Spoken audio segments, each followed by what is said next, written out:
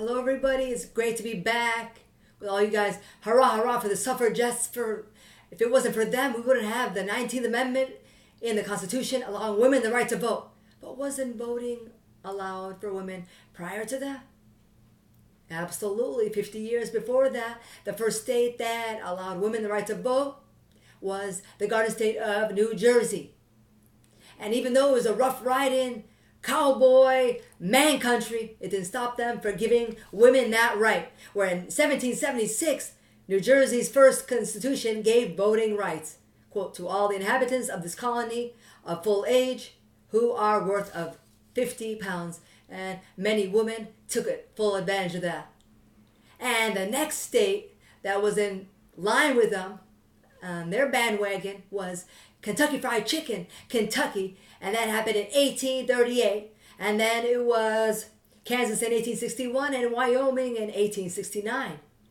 So we do want to give the suffragettes the credit they deserve, but we also want to let them know that voting was permitted prior to that, ladies.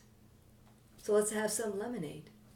Okay, so having said that, let's talk about feminism and how it is beautiful and that women should embrace being old-fashioned.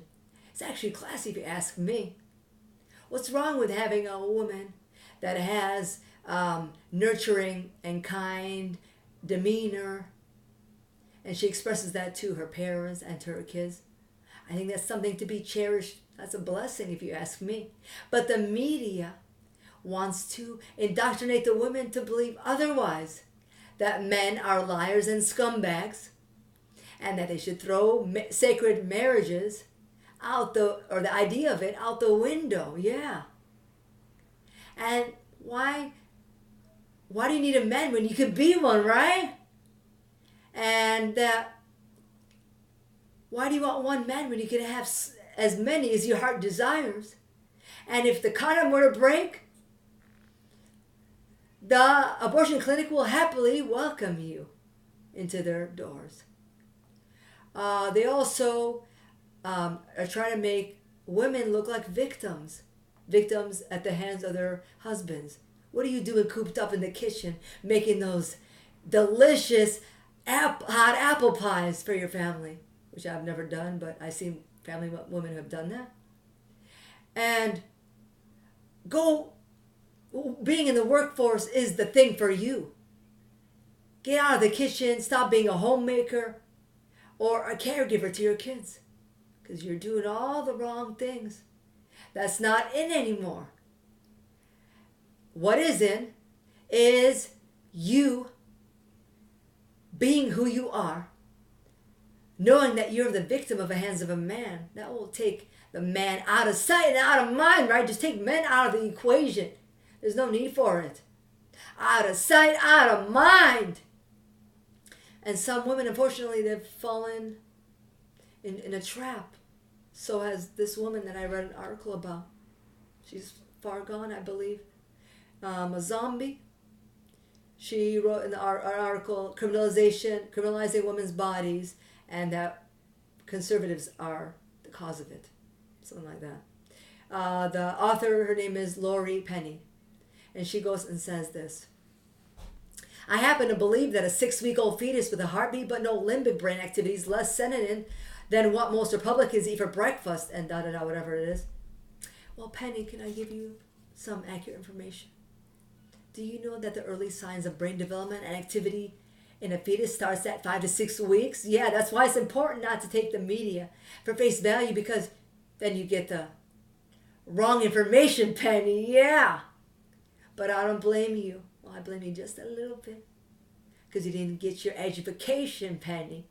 Now, she's fallen victim to the media trying to indoctrinate the women.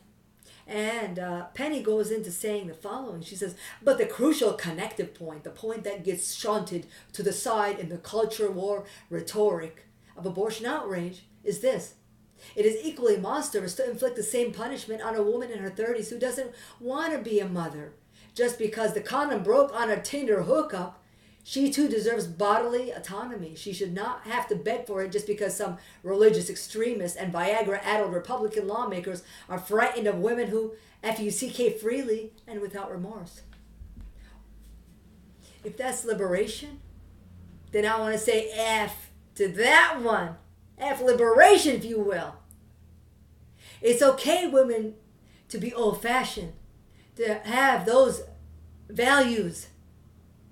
That is the only thing that will unite us as the American people and not divide us, which is what the media is trying to do. They're trying to take men out of the equation, ethnically cleanse them, if you will,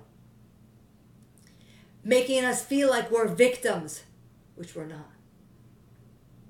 I'm a victim right now because talking about the apple pies, I feel and so desire to make one right now just for the heck of it because I love apple pie.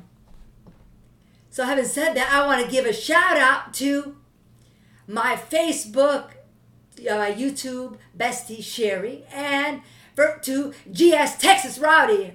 Give a shout out to you and say hello to all the viewers and wishing you all a beautiful and blessed weekend.